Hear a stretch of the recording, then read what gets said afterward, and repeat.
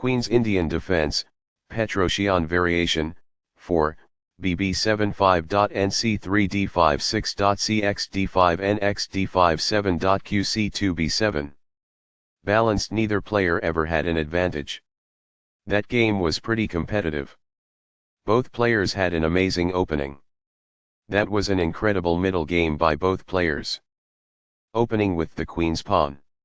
The Indian game begins by controlling the important e4 square with the knight, rather than a pawn. By taking control of the crucial d5 square and creating a space on which the knight can move to c3 without obstructing the c-pawn, move c4 helps to create a strong center.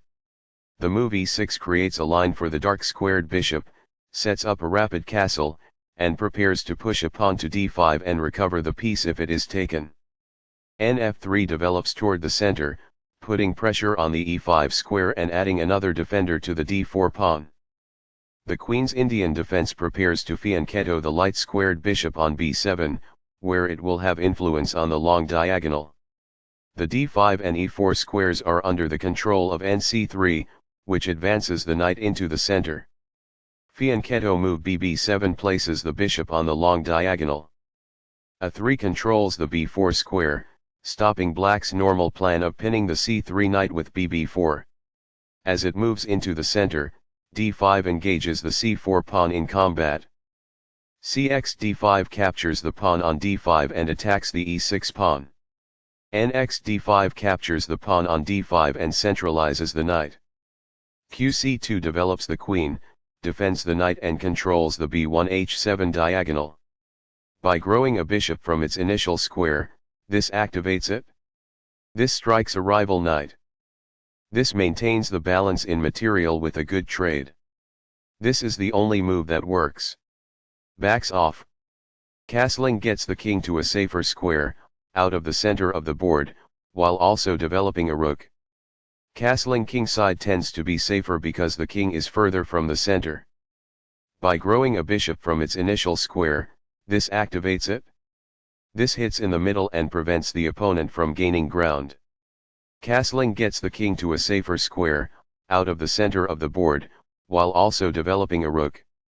Castling to the same side of the board as the opponent avoids some of the attacking associated with opposite side castling. By doing this, a queen moves off of its beginning square and into the action. This connects the rooks, which helps them coordinate together in the future. It is the last book move. This is not the right idea. It is an inaccuracy. Among the best actions. It is quite good. While not a mistake, that is also not the wisest course of action. That's good. That's fine. It is good. The rooks are linked by this, making it easier for them to work together in the future. It is ideal. There were worse moves, but also something much better. It is an inaccuracy. This is not the best. It is an inaccuracy. Perfectly on point. It is ideal. What I would have advised is that. It is ideal. The best choice is this one. It is ideal. Very precise. It is best. Balanced, neither player ever had an advantage. That game was pretty competitive. Both players had an amazing opening. That was an incredible middle game by both players.